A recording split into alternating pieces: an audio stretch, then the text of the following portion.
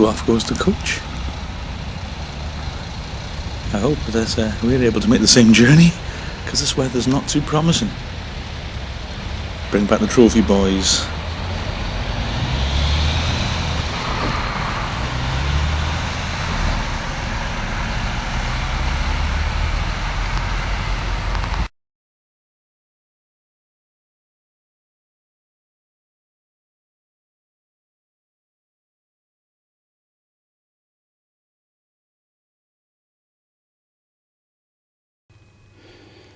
I can't tell you how much I hate snow right now, right? It's Wembley morning. Oh, I've been so stressed about this morning. Why did I get train tickets? When all the snow came down, I was thinking, oh man, are we going to make it? Well, I hope so. It's 6:30. I booked to go from Chester, thinking there was an earlier train. We're actually going to drive to Crewe to get an even earlier train, so hopefully they're running all right. Because we've got a bit of a big weekend planned. I don't know if you heard at Wrexham or at Wembley. 6 of us going down. Me, my wife, my lad who's a huge fan, whose birthday was on Friday, so there's a perfect, his mate, and my mum and dad. My dad's been watching us since the 40s. He's got to get down there. Yesterday it was like something out of Dr. Zhivago. My mum and dad were snowed in. I had to walk them down their street to get into a car.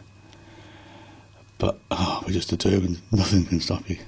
I've seen Wrexham play at Wembley. Made it to Crewe station. In fact, made it in lots of time. That's a good 50 odd minutes before our train's due to go. God hope it goes on time. So that's pretty good news. Roads were clear. In case you enjoy after the fact traffic updates, it's a memorable road this for me. Crewe Alex's ground there, of course, where a work colleague of mine once was ejected for kicking a hole in the back of the stand. He was trying to kick to make noise and his foot went straight through the back of it. And here's the spot on the dual carriageway where my co-commentator Andy was nearly killed by a policeman. They put a cordon across here after a Wrexham Crewe game to stop Wrexham fans crossing the road. Trouble is, we were parked at the car park here, so we asked politely, could we get across? They said no. One of them shoved him in the chest onto his back in front of a car to make an emergency stop. After that, to avoid legal trouble, they decided to relent and let Welsh people cross Nantwich Road. But yeah, we've seen so many coaches coming down towards Wrexham. It's been really, really exciting. Let's just hope these trains actually run on time. And Crewe wins the award for most redundant sign in Britain. Yeah, that's the big red building with the railway sign and Crewe written on it. It's Crewe Station, 20 yards behind. Crewe Station, 8:30 Sunday morning, and I guarantee you pretty much every person here is a Wrexham fan, or a terrific invasion already. You should have seen the look of the girl in the pumpkin food place, the terror in her eyes. Usually she gets 2 people at 8 o'clock on a Sunday morning, and instead she was faced with a queue of hungry football fans. They just made an announcement to say this is an emergency, please evacuate the station. Thankfully it turned out to be a test, as I was saying there. Thank God for that. That happened. I've seen a bloke walk down the road as well, walk down the platform looking like he expects a train, which is a good sign. But yeah, there's an awful lot of Wrexham fans around here. Well, Dad, you've been waiting since 1863 to see Wrexham play at Wembley, haven't you? I'm feeling very old now. Lord Wembley, please mind the gap between the train and the platform. First sight of Wembley. This appears to be it. Well, I can't tell you how relieved I am to be walking up here at 12:30 thinking, hey, I've made it, or now I get killed by an event crew bloke. But yeah, I've made it. Fantastic. Pirates there. Gotta say, at this early stage, it's the Wrexham fans making the noise. But yeah, it's only about 1, well, it's not quite 1 yet. There's already a terrific number of fans coming in.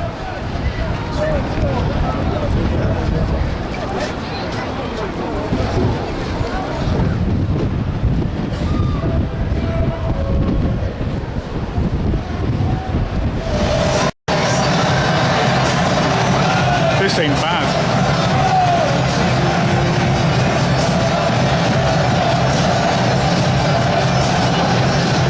Swanky press facilities for Alex as well. Look at this, monitors and everything. Can't complain. Even Mossy's got his place in the sun. It's been a long competition for all roads. The atmosphere here is building. It's absolutely terrific. The bottom tier is full up, and in the Wrexham end there's a few fans in the second tier as well, right behind the goal. The journeys they've made to get here, I tell you. But in a moment they're going to see what they were desperate to see. A countdown, the clock brings it down. 4, 3, 2, 1. Here comes the trophy ahead of the teams. And for all those Wrexham fans who've battled to get here, but they've been through over the last few years. Wrexham set foot on Wembley for the first time in their long history. Led up by Andy Morrell. And this is a remarkable moment, isn't it?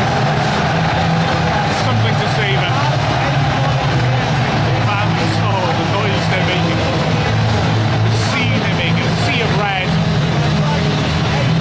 behind the goal. And this is the sort of reward that you get when you battle through those hard times. Wrexham lining up on the red carpet, acknowledging the crowd.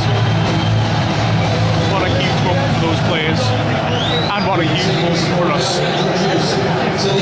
Grimsby have had problems coming into this game, of course. Lost the last 4 matches. I'm not inclined to read a huge amount into that, in all honesty.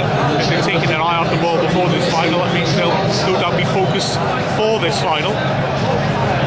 But they line up with James McKeown in goal, across the back, Sam Hatton at right back, Asbad Thomas at left back, the centre back Sean Pearson and Ian Miller.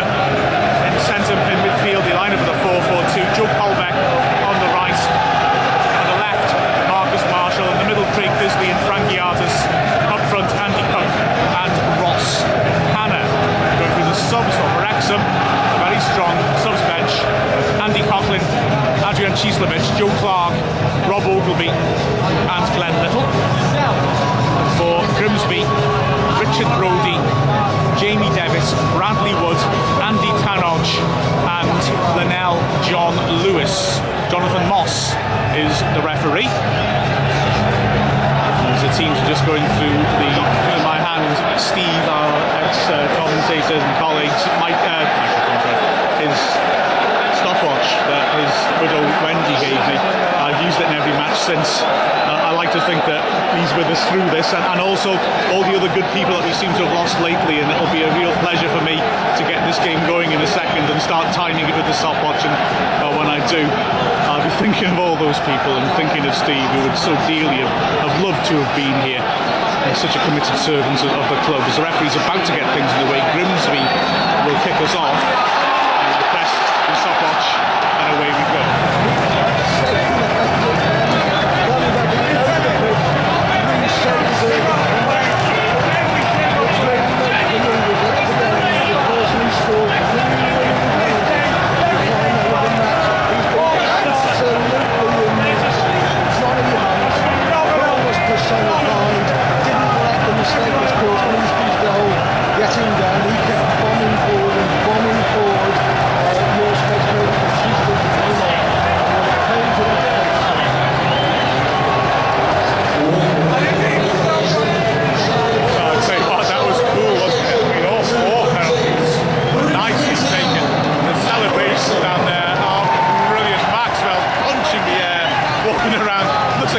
Every Wrexham fan. They're wandering around hugging each other. Danny Rice hoists Jay Harris in the air. Maxwell, Johnny Hunt's being interviewed live on Scotty and Maxwell's just bear hugged him and attacked him as Dylan Griffiths is talking to him. Glenn Little's out there. Oh, tell you what, they've earned that. Andy Morrell punching the air with both fists, walking to the Wrexham supporters. Tremendous scenes, this. Goodness, Kevin Thornton hugging Stephen Rice. But, you know, it would have been an absolute travesty if Wrexham hadn't have won it in the penalty shootout, because as the game wore on longer and longer, they took complete control grandstanding, Chris Westwood. Brilliant. Fair play. 5 minutes to get out. Get your stuff and get out. Don't do that to the BBC, do they? Still, I'm in quite a good mood, so I won't knock it. Oh. Tell you what, I want to get back here for the FA Cup final next year. Just to have another Cafe 2000 breakfast. They were awesome. Well worth it, I tell you. That's what I follow football for. It's Tuesday morning. This was the view from our hotel room. It was kind of fantastic. So, we've stayed over. We watched Brazil play Russia last night. It was nothing compared to Wrexham playing Grimsby, though. Ain't that a great thing to say? So, farewell Wembley. I kind of enjoyed you.